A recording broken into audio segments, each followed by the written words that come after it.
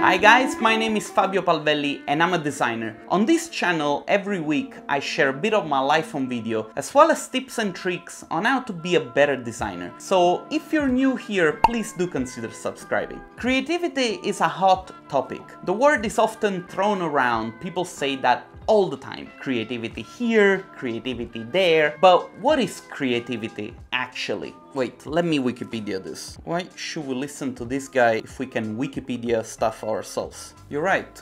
Please keep watching. Creativity is a phenomenon whereby something new and somehow valuable is formed. The created item might be intangible, such as an idea, a scientific theory, a musical composition, or a joke, or a physical object, such as an invention, a literary work, or a painting.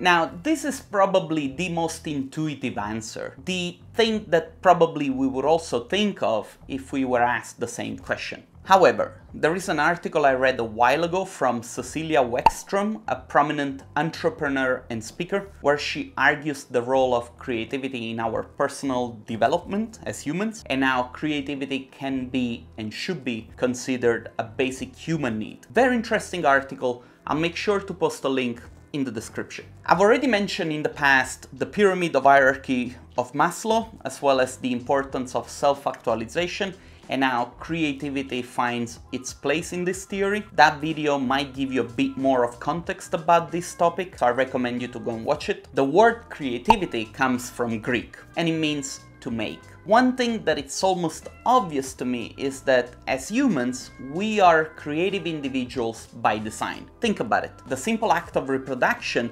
implies creativity. Of course, I'm not saying that we are all equally creative. Humans and humanity is so peculiar and fascinating because of its diversity within the same species. The need for creativity manifests in each one of us in very different ways. If you are a musician, for instance, you might have the unceasing need to produce music as well as to consume it. Painters might do the same with their respective medium. I know personally I do with 3D art. In fact, I might not work in production anymore, but I do have the need to consume and produce 3D art almost daily. There might be people that have no interest in the art as such, but might be focused more on other activities such as traveling or doing all sorts of sports. Activities that, by the way, are referred to as recreative. Not a coincidence if you ask me. Each one of us likes different things. Some might of course like the same things, but one thing it's for sure. In a way or another, all of us are creative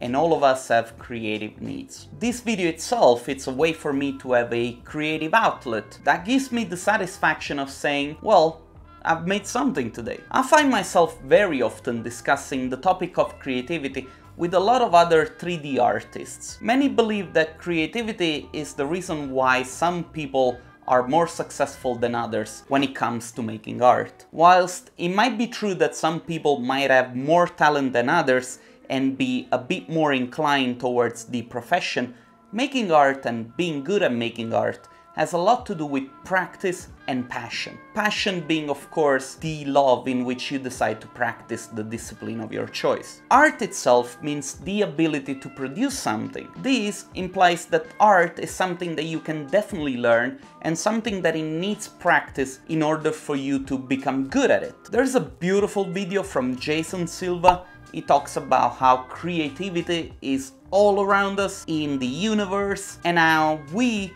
as single entities are placed right in the middle of it. We, as humans, are merely translator of what we experience in our lives. In other words, the more you experience, the more creative you can be. And this resonates a lot with me. So the key when it comes to artists is practice and experience. The more you practice a specific type of art, the easier it is for you to translate what you experience every day. Now, you might be working in a creative field, but the job you might be doing might not require you to be creative because the way the job itself is structured. This is a common issue among artists. You have to acknowledge the fact that sometimes what you do commercially for your clients doesn't necessarily represent who you are as an artist. This does not mean that you should not care about that type of work. Actually, quite the opposite. What it means is that you should not neglect your persona when it comes to growth and self-development. Work on personal projects. Try to master the type of art that makes you go, whoa! And trust me, there will be a time when your clients will come to you for exactly that type of stuff that you have spent years and years trying to get better at. If you feel like you have hit a wall and got stuck in a creative block, don't worry. It's all part of it. Take a break. Go for a walk. Let it go for a while. Try to go outside and absorb a bit of inspiration from the world around you. And then, but only then, go back to work and try to do something new. Actually, you know what? I need a creative way to end this video, so let's go outside to get some inspiration.